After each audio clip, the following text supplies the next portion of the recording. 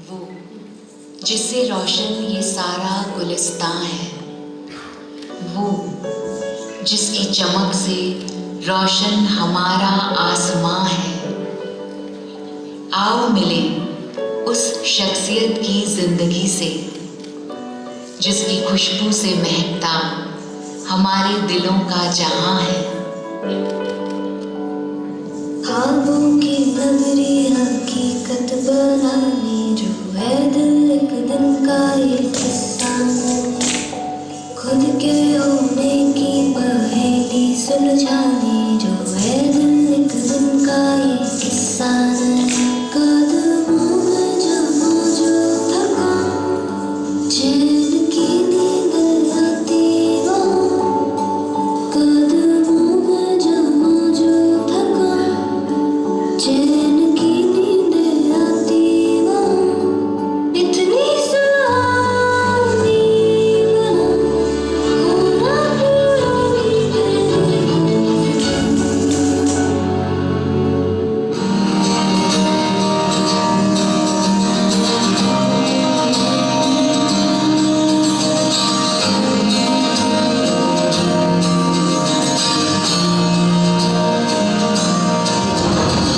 हंसते थे कसते लोहे से बसते, हंसतों में तू भर चला आसमां। आएंगी सदियां जाएंगी सदियां, रह जाएंगे फिर भी तेरे जहां। उड़ता चला जैसे उड़े बेधड़क आंधियां, रहता चला उड़ता चला जैसे उड़े आंधियां। मंजर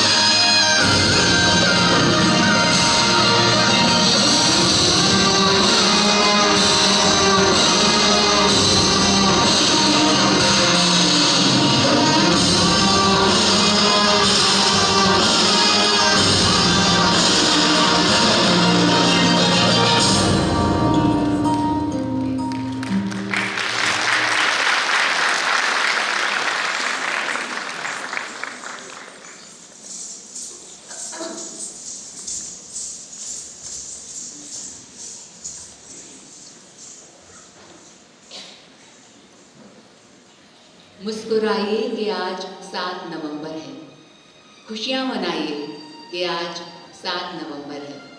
ये दिन जब भी आता है अपने साथ खुशी का खजाना लाता है। हम साथ आते हैं, लेकिन जिस शख्सियत का जन्मदिन आज हम मना रहे हैं, उनके लिए लगता है ये तो एक रस्म जहाँ है जो अदा होती है, वरना सूरज की कहाँ सालगिरह होती है।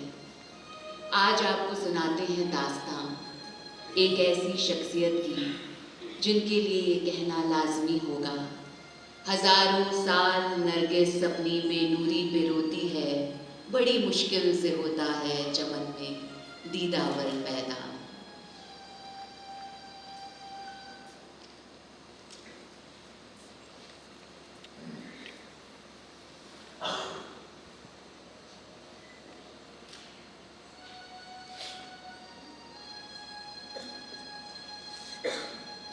आज हम मना रहे हैं उस शख्सियत का जन्मदिन, जिसको हम सब अपना सर मानते हैं और फख्र कहते हैं कि आज हम सब इकट्ठे हुए हैं और उन्हीं के साथ, उन्हीं के पास पल पल दिल के पास आज हमारे सर हैं।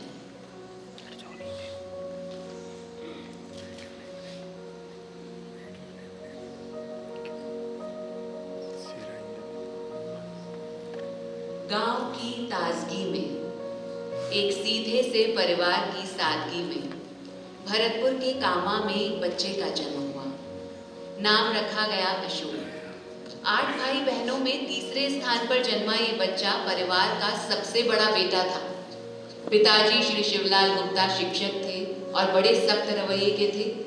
ये सख्त रवैया ही वो पतवार बनी जो जिंदगी की मझधार में मददगार बने।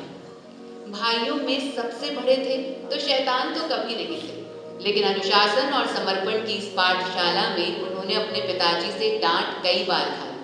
और जैसा कि जिंदगी में अक्सर होता है, पिताजी की धूप सी सख्ती माँ के आंचल की छांव बन जाती है। अपनी माँ के बेहद करीब थे वो। उनकी माँ के हाथ का बना खाना पूरी दुनिया में सबसे स्वादिष्ट खाना था उनके लिए। वही दूध चाय, सादा से मसाले से बनी सब्जी और ममता वात्सल्य के घी में डूबी रोटी, पूरे जहां से अच्छा स्वाद और सुगंध उसकी होती। अनुशासन और स्नेह का सही संतुलन अपने माता पिता से और जिम्मेदारी और कर्तव्य का अनुभव अपने भाई बहनों से उन्हें उपहार स्वरूप मिला। जब उनके गांव में आगे की पढ़ाई का प्रावधान नहीं था, तब वो भरतपुर आए और भरतपुर के MSG कॉलेज से स्नातक किया और फिर MA करने के लिए उनका जयपुर आना हुआ। यहाँ आकर अपने कई दोस्तों के साथ वो एक कमरे में रहकर अपने भविष्य की नींव रख रहे थे। उनके पिताजी की 250 रुपए की तनख्वाह में उन्हें 100 भेजे जाते थे। जी हाँ, 100 रुपये। और फिर वो भी फाइनल आते आते बंद कर दिए गए। और जब पिता ने जवान बेटे के कंधे पर जिम्मेदारी डाली, यहीं से उस नौजवान ने सुनहरी कलम से ये खूबसूरत तकदीर लिख डाली। इस दास्तां को पिता के अनुशासन, पुत्र के कर्तव्य को सांसों की सरगम पे प्रेम की जगमग से सजाया है इस गीत माला में हमारे साथियों ने।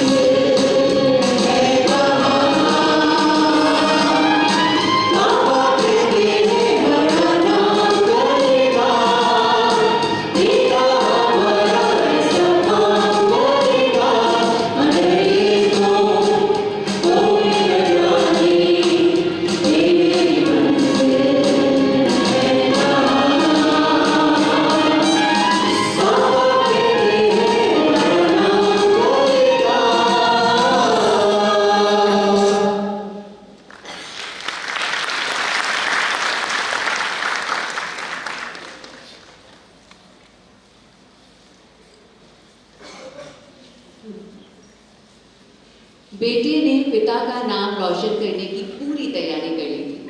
ये सफर मगर कहाँ तन्हा करता है, कोई हो हम सफर तो खूबसूरत ये जहां लगता है। इस जोशीले जुझारू युवा के जीवन में प्रवेश किया एक सौम्य संस्कारी सुंदर युवती ने, हमारी विजया मैम। 16 साल की उम्र में उनके माता पिता गुजर गए थे। 6 भाई बहनों में सबसे छोटी, धार्मिक वातावरण में पली बड़ी, जीवन मूल्यों को प्राथमिकता देने वाली विजया को जब उनके होने वाले ससुर जी ने कई पहलुओं पर परखा तो वो अपने व्यक्तित्व की चमक से उन्हें प्रभावित कर चुकी थी। हालांकि तब अपने पिताजी के डर से नौजवान अशोक ने उन्हें आंख उठाकर देखने की भी हिम्मत नहीं की थी। 15 मई 1972 को ये भाई भाभियों की लाडली इस परिवार की सबसे बड़ी बहू बनकर आ गई। अगर नींव मजबूत हो तो बड़ी से बड़ी चुनौती का सामना हंसते खेलते किया जा सकता है। यही उनके साथ हुआ। रिश्तों को जीवन की धरोहर मानने वाली विजया ने हर रिश्ता बखूबी निभाया और उन्हें सासू जी का माँ जैसा प्यार, ससुर जी का पिता जैसा संरक्षण और पति का सहयोग और प्यार मिला। जब शादी हुई, अशोक सर की पोस्टिंग अलवर में थी। कुल्फी और पान खाने का बड़ा शौक था सर को और मैम आइसक्रीम बहुत अच्छी बनाती थी। घूमने जाना, मूवीज देखना, रेस्टोरेंट जाना, तब वो ज़्यादा व्यस्त नहीं रहते थे। बहुत खूबसूरत वक्त था वो। जिंदगी जब भी तेरी बज़्म में लाती है हमें, ये ज़मीं चांद से बेहतर नजर आती है हमें। सुर्ख फूलों से महकती है दिल की राहें, दिन ढले यूं तेरी आवाज़ बुलाती है हमें। और फिर इस साथ को पूर्णता प्राप्त हुई जब उनके जीवन में आया परिवार की नई पीढ़ी का सबसे बड़ा बच्चा अमित। सबसे बड़ा, सबसे नटखट और सबका लीडर। बच्चों के आ जाने से वक्त जैसे भागता हुआ प्रतीत हुआ। इस वक्त को और मुस्कुराहटों और ऊर्जा से भरने के लिए आगमन हुआ सर के छोटे बेटे सुमित का। बचपन याद किया जाए तो एक भरा पूरा संयुक्त परिवार जिसमें 6 बच्चे और उन बच्चों को जीवन मूल्यों का पाठ पढ़ाते सभी बड़े। विजया मैम को सर की सबसे बड़ी खासियत उनकी ऊर्जा, कभी हार न मानने वाला जज्बा और अपने काम के प्रति समर्पण की भावना लगती थी। और सर को विजया मैम की साफ दिली, सादगी और सरलता में अपना संसार सुलझा हुआ लगता था। और सबसे बड़ी बात, बच्चों को सर ने हमेशा अपनी राह खुद चुनने और खुद बनाने के लिए प्रेरित किया। माँ के संस्कारों और पिता की मौजूदगी की ताकत से बच्चों ने अपनी मंजिल खुद हासिल की और इस कदर सफल हुए कि अपने पिता का सिर गर्व से ऊंचा कर दिया। एक बार सर ने कहा था कि किसी इंसान की सबसे बड़ी चिंता क्या होती है? मेरे बच्चे क्या करेंगे। लेकिन मेरे बच्चों ने कभी ये सोचने ही नहीं दिया। मेरे दोनों बच्चे मुझसे ज़्यादा सफल उद्यमी हैं। उधार लेकर अपना बिजनेस शुरू किया था और आज भारत के प्रथम 10 एक्सपोर्टर्स में उनका नाम आता है। मेरा बड़ा बेटा परिवार को जोड़े रखता है। अपनी कंपनी का नाम एम, सुम एंड ऐश है, जिसमें एम से अमित, सुम से सुमित और ऐश से मेरा नाम यानी अशोक है। बच्चों की सफलता और अपने परिवार को प्राथमिकता देने का भाव ही सर के लिए सबसे बड़ा सुकून था और कदम कदम पर साथ देने वाली जीवन संगिनी थी जो उन्हें सर कहकर पुकारती थी। मानो सर उनसे कह रहे हो, माना कि अंधेरों के गहरे हैं बहुत साए, पर गम है यहाँ किसको, आती है तो रात आए। हम रात के सीने में एक क्षमा जला देंगे, तुम साथ हो जब अपने, दुनिया को दिखा देंगे, दुनिया को दिखा देंगे। सर की जिंदगी के इन पलों को, रिश्तों की आत्मीयता, अपनों के प्रेम को सुरों में बांधते हुए प्रस्तुत है ये संगीतमय प्रस्तुति।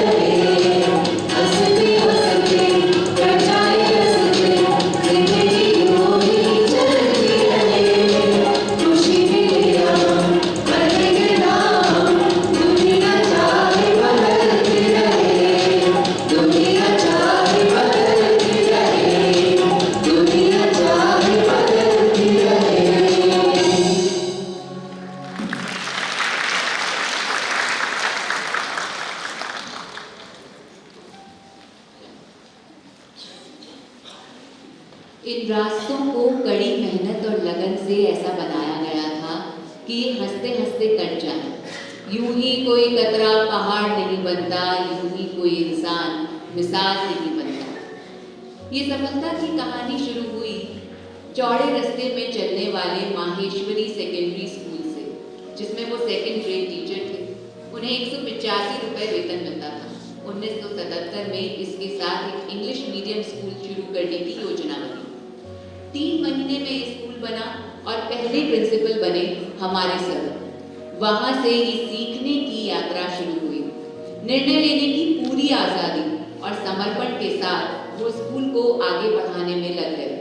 तभी नियति ने एक चाल चली। एक मीटिंग में किसी और को ये कहा गया कि nobody should think that he is indispensable. A man may come and a man may go, but the institution remains.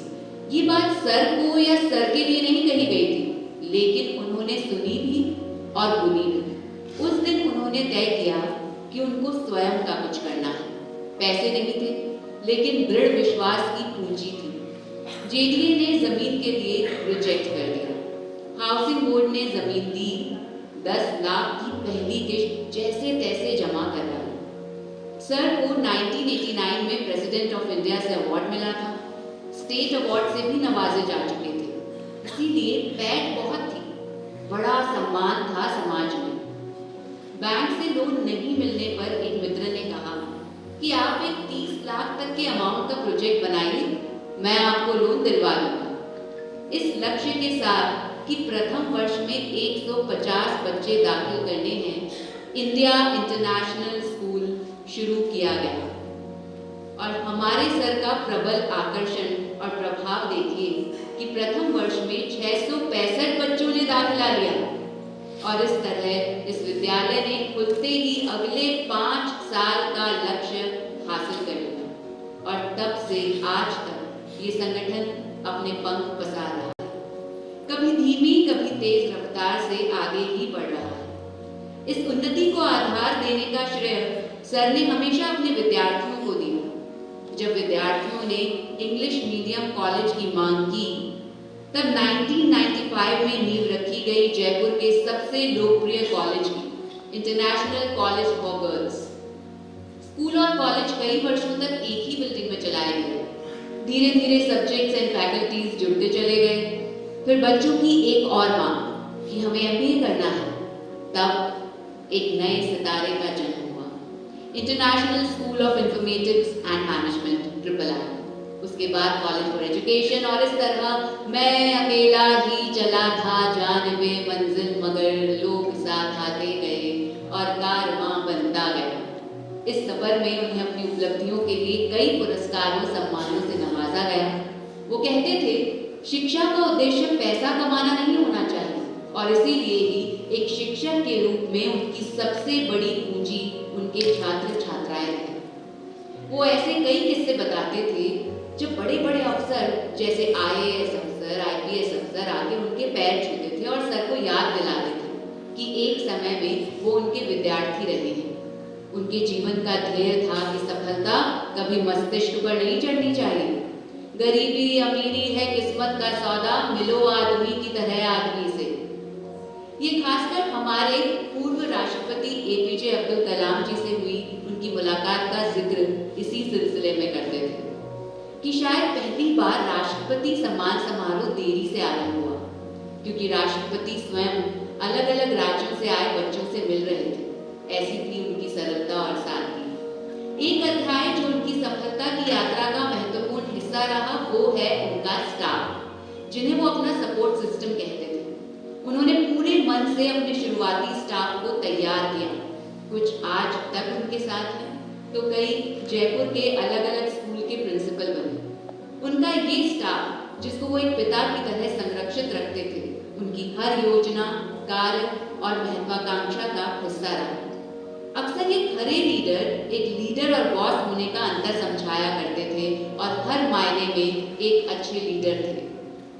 Staff के दुख दर्द में सहायता करना, हर एक को संगठन का हिस्सा महसूस करवाना, उनका ख्याल रखना, वेतन सही और निश्चित समय पर देना और व्यक्तिगत तौर पर सबसे जुड़े रहना, अनुरोध करने पर स्टाफ पार्टीज में गुनगुना देना। ये सारी बातें यही याद दिलाती हैं कि जिंदगी जिंदा दिली का नाम है, मुर्दा दिल क्या भाग जिया करते हैं।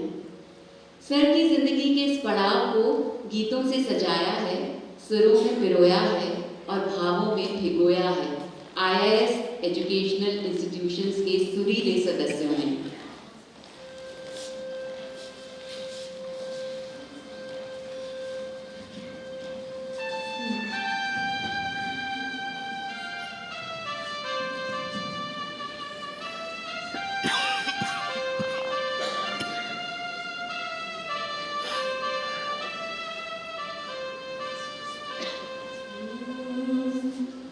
रुक जाना नहीं, तू कहीं हार के, कांटों पे चल के मिलेंगे साए बाहर के। रुक जाना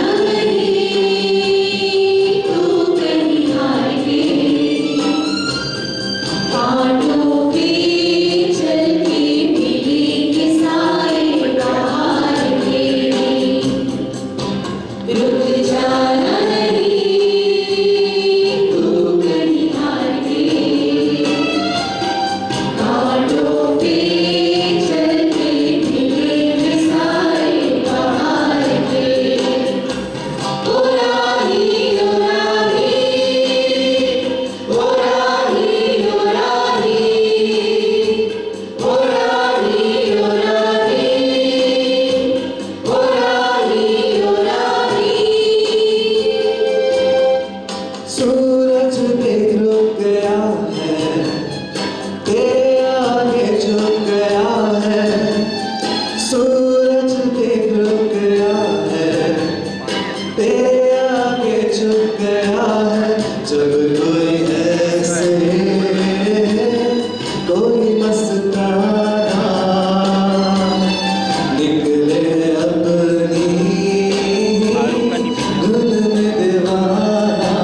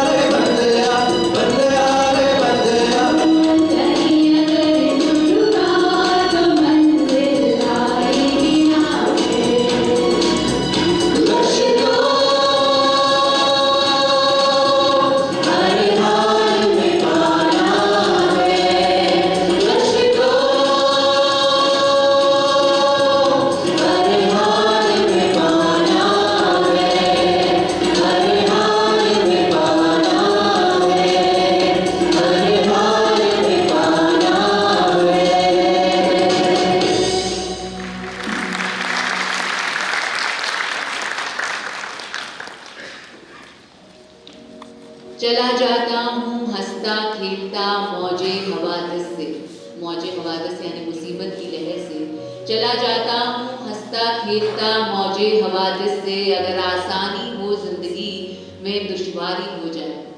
बहुत कुछ हासिल कर लिया था सर ने, जिंदगी आसान सी लग रही थी, लेकिन उन्हें आसानियां नापसंद थी, उन्हें चुनौतियों से प्रेम था। वो बहुत संतुष्ट थे, लेकिन अब जिंदगी में जो कुछ भी हासिल किया था समाज को फिर लौटाना चाहते थे, और इसी ललक से शुरू हुआ उनकी जिंदगी में एक और अध्याय, रोटरी।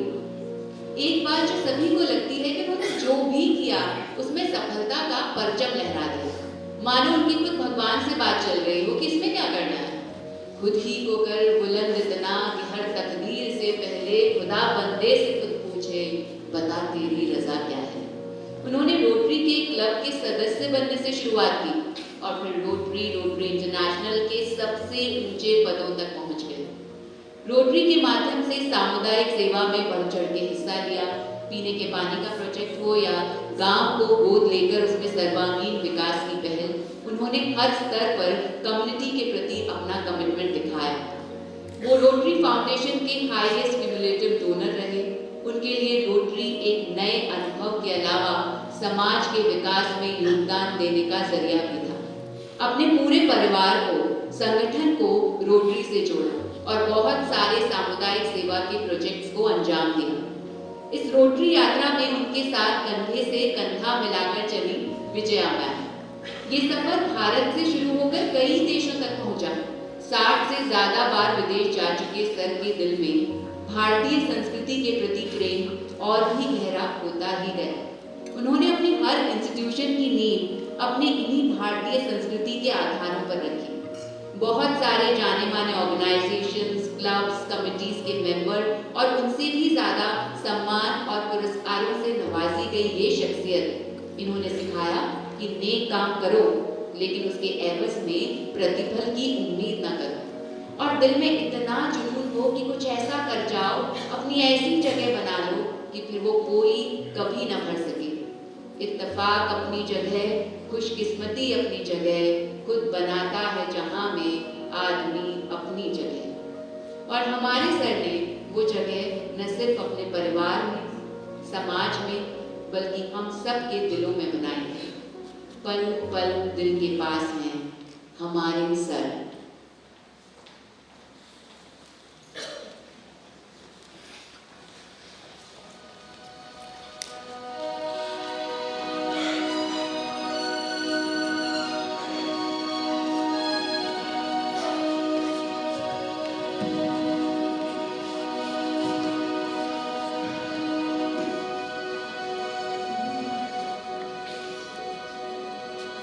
जीवन की राहों में जो रोशनी ले आए,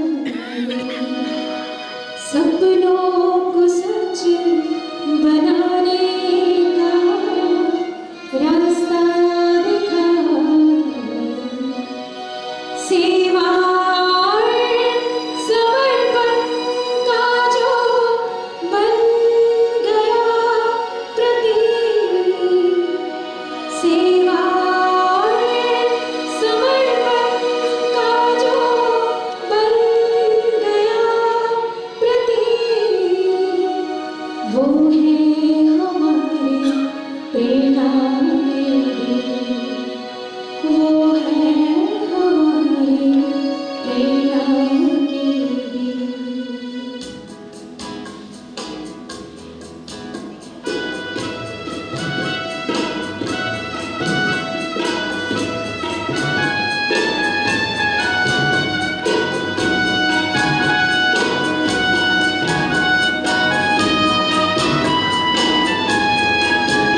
आंचल की तुझे पहले की जरूर एक ऐसी जगह निकले, जहाँ हम भी न हो, आंसू भी न हो, बस प्यार ही प्यार करे।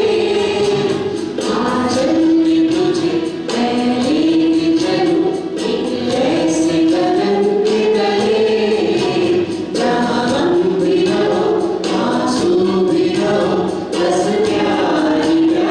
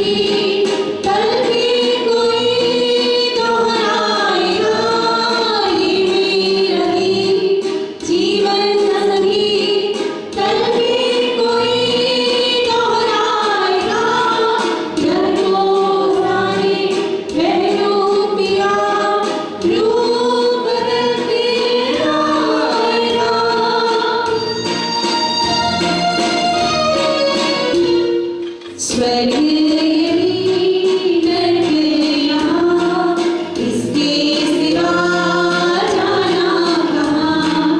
पुकारे जब हमको आवाज़ दो, हम हैं वहीं, हम थे जहाँ। जीना यहाँ, मरना यहाँ, इसके सिवा जाना कहाँ। ला ला ला ला ला ला ला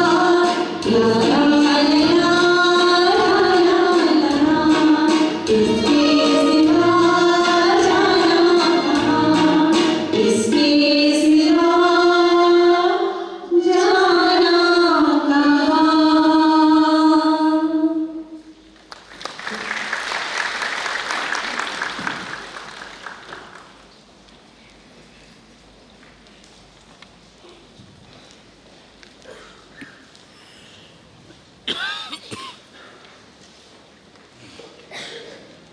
तू मेरे साथ साथ आसमां के आगे चल, तुझे पुकारता है तेरा आने वाला कल।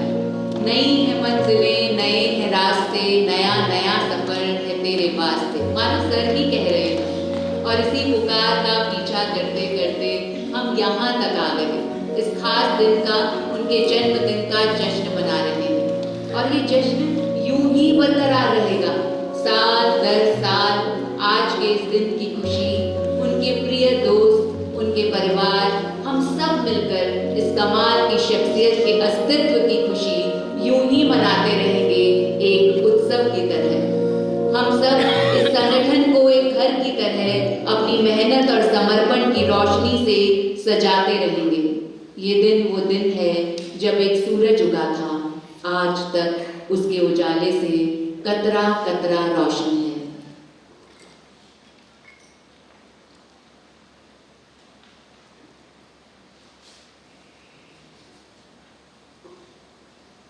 और अब मैं आमंत्रित करती हूँ प्रोफेसर M.K. शर्मा जी को कि वो IIS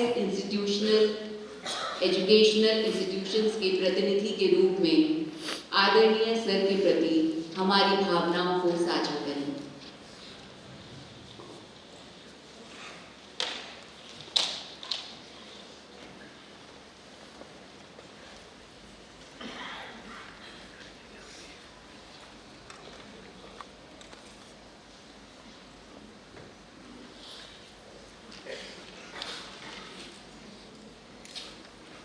नमस्कार।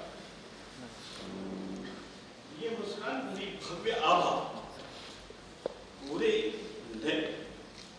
नेटवर्क पर इस तरह छाई है कि आनंद की अनुभूति होती है। काश ये संग हमारा पुनः होता। एक कालजयी कर्मठ कर्मयोगी का अवतरण दिवस है आज।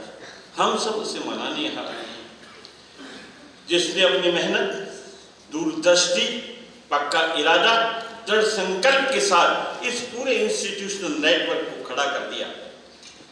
एक घटना ऐसी भी घटी कि एक समाज के संस्थान के साथ जुड़ने के बाद उनको ये निर्णय लेना पड़ा कि मैं अपना इंस्टीट्यूशन खड़ा करूं। अभी अभी पल पल दिल के पास में बताई गई एक एक कहानी का हिस्सा कितना अच्छा, मधुर और आपको समझ में आने वाला है। उसी के तहत मैं कह रहा हूँ कि उन्होंने वो नींव रखी इस संस्थान की, इसकी पहली कड़ी में IIS, और वहाँ पर हम लोग जुड़े। और यही प्रमाण है कि अभी एक शेर पढ़ाया था एंकर ने, मैं अकेला ही चला था जानिबे मंजिल मगर लोग जुड़ते रहे और कारवां बनता गया। ये कारवां, ये अब्दुल कलाम ऑडिटोरियम इस बात की साक्षी है कि इतने लोग जुड़े और जुड़ते चले जाएंगे। इस शिक्षा संकुल की विराट प्रतिष्ठा है। इसने प्रतिष्ठा दी थी, यहाँ काम करने वाला हर व्यक्ति गौरवान्वित महसूस करता है। वो सोचता है यहाँ है। बाहर जब बात होती है कि आप कहाँ काम करते हैं, कि ICT में, IIS में, उसी समय एक स्वर्ग बन गया अशोक गुप्ता जी के यहाँ एक संस्था, पुरुष जिसने संस्थाओं को जन्म नहीं दिया, स्वयं संस्था बन गए और संस्था के रूप में इसे पलवित पोषित और आगे तक बढ़ाया। इतने लोगों के साथ काम किया और विद्यालय से विश्वविद्यालय की स्थापना मात्र 20 वर्षों में कर दी। अजात शत्रु की तरह खड़ा वह व्यक्ति, वह कर्मठ एक प्रशासक जिसने अनुशासन और समर्पण के साथ काम किया। तो महत्वपूर्ण बात है, उनके साथ काम करने वाले लोग इतने आराधित और इतने प्रसन्न होते थे कि अपने पिता तुल्य सम्मान के साथ वो जानते थे, आश्वस्त थे कि हम यहाँ खड़े हैं, उनसे सीखते थे। उनकी हर जगह जर्रे जर्रे पे नजर रहती थी, एक एक फूल, एक एक पौधा, एक एक गमला और सारे के सारे इंस्टीट्यूशंस के जितने जितने महल खड़े हैं उन सब की उस पर नजर थी। अकेला व्यक्ति इतना बड़ा सामर्थ्य जुटा ले और इतना काम कर जाए, बिरले ही होते हैं जो कुछ कर गुजरने के लिए आते हैं और वो कर गुजर गए। उनकी प्रेरणा, उनका मार्गदर्शन आप सबके साथ है, यही आनंद की अनुभूति है। और इसकी सबसे बड़ी बात कि तुमने इन फूल पौधों के साथ एक लगाया बगीचा, अपने श्रम बिंदुओं से, मेहनत से उसको सींचा और आज ये बात याद करके हम सब उदास हैं, फिर भी यकीन है कि पल पल तुम हमारे पास। ये बहुत बड़ी बात है, बहुत बड़ी बात कही है कि ये एहसास ही मात्र ऐसा है जो हमें आगे बढ़ने की प्रेरणा देता है। प्रेरणादायी पुरुष, प्रखर पुरुष, बहुआयामी व्यक्तित्व जिसने सबके साथ समाज सज्जा और व्यवसाय दोनों में प्रतिष्ठा अर्जित ही नहीं गई, वरन ये एहसास कराया व्यक्ति चाहे तो क्या नहीं कर सकता। कौन कहता आसमान में छेद नहीं हो सकता, एक पत्थर तो तबीयत से उछालो यारो। और यही देखिए उस आदमी ने ये किया। अभी एंकर ने थोड़ी देर में कहा था, बहुत सुंदर है, हजारों साल नरगिस अपनी बेनूरी पे रोती है, बड़ी मुश्किल से होता है चमन में दीदार, ये दीदार।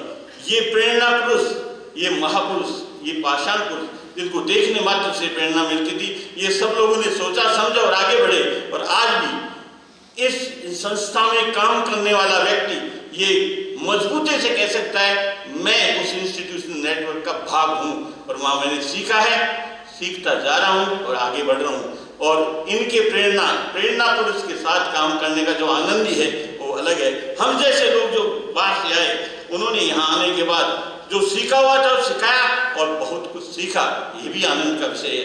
आज ये प्रेरणा पुरुष हमारे बीच में नहीं है, लेकिन प्रेरणाएं मौजूद है।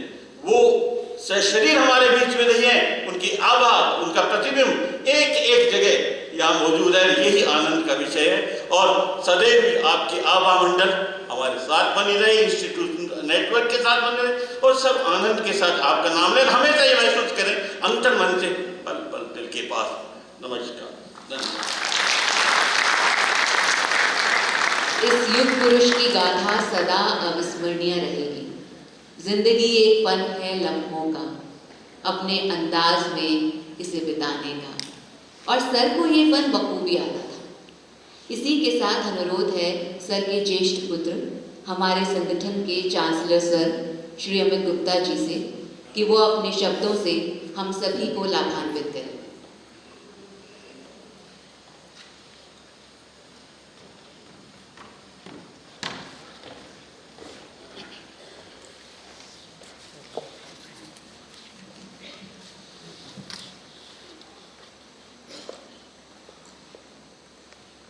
पिताजी के परिवार के सारे सदस्य,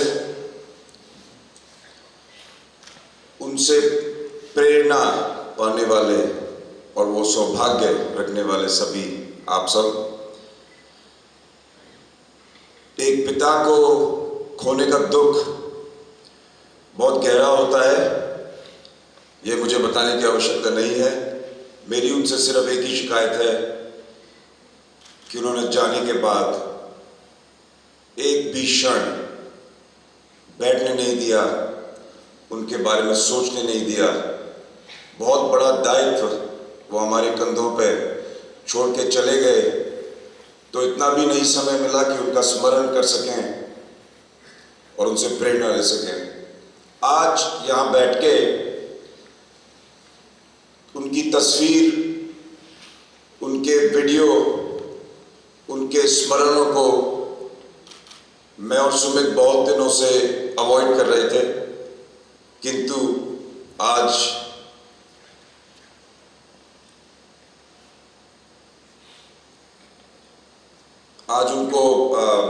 उनका जन्मदिन है, 7 तारीख है। 7 नवंबर हम सब लोगों के लिए बहुत बचपन से ही शुभ रहा, इम्पोर्टेंट रहा। हमें पता नहीं था क्यों, लेकिन आज उनका पहला जन्मदिन है जिसमें वो नहीं है। जो यहाँ गीत गाए जा रहे थे उसमें कुछ चीज़ें मेरे संग रहीं कि ये मेरा गीत जीवन संगीत कल कोई और दोहराएगा। दोहरा तो नहीं सकते, लेकिन कोशिश पूरी की जाएगी और उनकी छवि और उनके प्रतिबिंब से प्रेरणा लेते हुए हम आगे बढ़ते रहेंगे। आप सबका आभार है कि आपने उनके बाद हमें स्वीकारा और ये एक दायित्व हम बहुत गहरी रिस्पॉन्सिबिलिटी से निभाना चाहते हैं और प्रयत्न यही रहेगा कि हम उनके, इंग्लिश में बोलूँगा, शूज़ तो कभी नहीं फिल कर सकते क्योंकि वो इतने बड़े हैं और इतने सारे हैं, लेकिन कोशिश पूरी करेंगे कि उनका सपना और उनका परिवार हमेशा साथ रहे, जुड़ा रहे और उनके आदर्शों के साथ, उनकी प्रेरणा के साथ आगे बढ़ता रहे। धन्यवाद।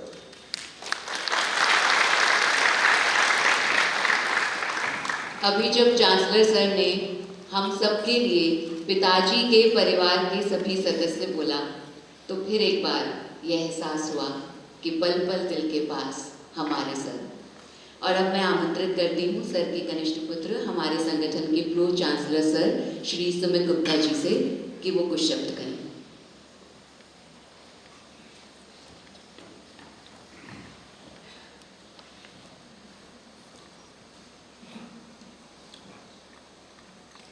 मैं आज ज़्यादा कुछ बोल नहीं पाऊँगा क्योंकि कुछ लिख भी नहीं पाया। आज सुबह से मेरे और अमित के बीच में यही डिस्कशन हो रहा है कि कुछ तो लिख लें, कुछ बोलें। क्या मैंने कहा जो मन में आएगा बोलेंगे, क्योंकि अभी तक जितने भी पिछले 7-8 महीनों में इतने फंक्शंस हुए हैं, एक चीज़ तो मैं बहुत सरप्राइज होगा कि मैं सेम चीज़ सोच रहा था यहाँ बैठ के कि जब से पापा गए हैं तब से हमें वो एक चलती मशीन के अंदर छोड़ गए कि भाई भागते रहो। तो ऐसा पल जब एक ऐसे हॉल में बैठते हैं, लाइट्स डिम होती हैं और उनकी तस्वीर और उनकी वीडियोस देखते हैं, तब उनको उनके स्मरण होता है, तब एहसास होता है कि वो हैं लेकिन नहीं हैं। आज 78 वर्ष के होते उनको बहुत कोशिश कर रहा हूँ मैं जब से बेंगलोर से आया हूँ कि उनका मुस्कुराते हुए ही स्मरण करें। इसलिए जब ये प्रपोजल आया कि एक फॉर्मल फंक्शन ना हो के जिसमें फॉर्मली स्पीचेस दें लोग और एक ऐसा उनके याद में एक फंक्शन हो जिनमें उनके पसंद के गाने गाए जाएं, तो एक बहुत ये मतलब एकदम मेरे और अमित के बीच में बात हुई कि यही एक आइडियल उनके लिए श्रद्धांजलि होगी और उनकी बर्थडे सेलिब्रेट करने का इससे अच्छा कोई तरीका नहीं होगा कि क्योंकि उन्हें म्यूज़िक से बहुत प्यार था। उन्हें हम जब छोटे थे तब से उन्हें ड्राइव करने का बहुत शौक था, तो हमारी सारी छुट्टियां पहले लॉन्ग ड्राइव्स से रिलेटेड होती थी। कहीं भी अनायास प्लान बनता था और निकल जाते थे उनके साथ, और गाड़ी में या तो वो गाते थे या हम पीछे बैठे दोनों बच्चे कुछ ना कुछ गाते रहते थे। तो एक ये ऐसी यादें उनके साथ जुड़ी हुई हैं कि उनके गानों से, और कुछ मेरे साथ ऐसा रहा है कि मैं जब से छोटा था तब से कोई भी परिस्थिति होती, चाहे मैं एग्ज़ाम लिख रहा हूँ चाहे मैं पढ़ रहा हूँ, मेरे दिमाग में हमेशा गाना चलता रहता है। तो संगीत एक ऐसी बहुत एक खूबसूरत धरोहर है जो उन्होंने हमें दी। हमारे परिवार में उनकी वजह से बचपन से म्यूज़िक रहा, उनको रिकॉर्ड्स सुनने का, कलेक्ट करने का बहुत शौक़ था, जो मैंने ग्रहण किया उनसे और मैं अभी भी करता हूँ और उन्हें याद करता हूँ ये करके। उनके जितने पुराने स्टूडेंट्स और इवन अभी करंट इंस्टीट्यूशंस के स्टूडेंट्स हैं, उनको पता है कि उन्हें गाने का कितना शौक़ था। राजीव सोगानी अंकल जो बैठे हैं, जब कोई पिकनिक होती थी तो वहाँ पे वो कोई ना कोई उन हाईलाइट उन पिकनिक्स की या उन ट्रिप्स की यही होती थी कि वो कुछ सर क्या गाएंगे, जोश जवानी, हाय रे हाय, चाहे कोई भी दूसरा गाना हो, वो हमें इसलिए रटे हुए मन में हमेशा रहते हैं उनके गाने। किशोर और मुकेश उन्हें ख़ास तौर पर पसंद थे। उनकी गाए हुए आनंद फिल्म के गाने आज भी जब भी कभी भी उनका दिमाग में स्मरण आता है तो मुझे मेरे मन में हमेशा वो आनंद फिल्म के जो गीत हैं वो आते हैं, क्योंकि पापा के मुंह से वही सुने थे। तो और कुछ ज़्यादा ना बोल के बस मेरे दिमाग में बस ये आ रहा था कि आज की आपकी जो ये फंक्शन, जो इवेंट ऑर्गेनाइज किया है, उसी की तर्ज पे अगर मैं भी कुछ पापा के फेवरेट गाने की कोई 2 लाइंस आपको सुना दूँ तो मुझे ऐसा लगेगा कि उनके लिए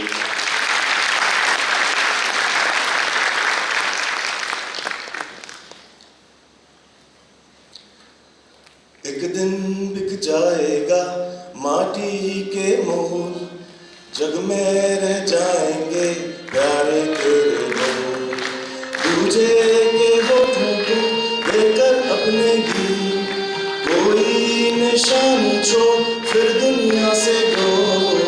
एक दिन बिक जाएगा माटी के मोल, जग में रह जाएंगे प्यारे तेरे बोल। ला ला ला ला ला ला ला ला ला ला। Thank you.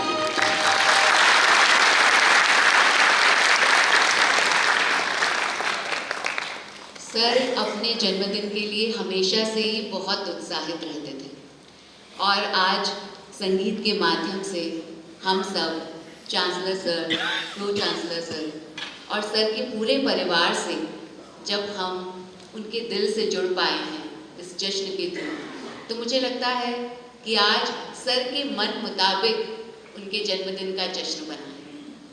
आप सभी का बहुत बहुत धन्यवाद और साथ ही मैं आप सभी से सविनय अनुरोध करूंगी, आमंत्रित करती हूँ अल्पाहार के लिए, जिसका प्रबंध ग्राउंड फ्लोर के लॉन्स में किया गया है। आप सभी का बहुत बहुत शुक्रिया।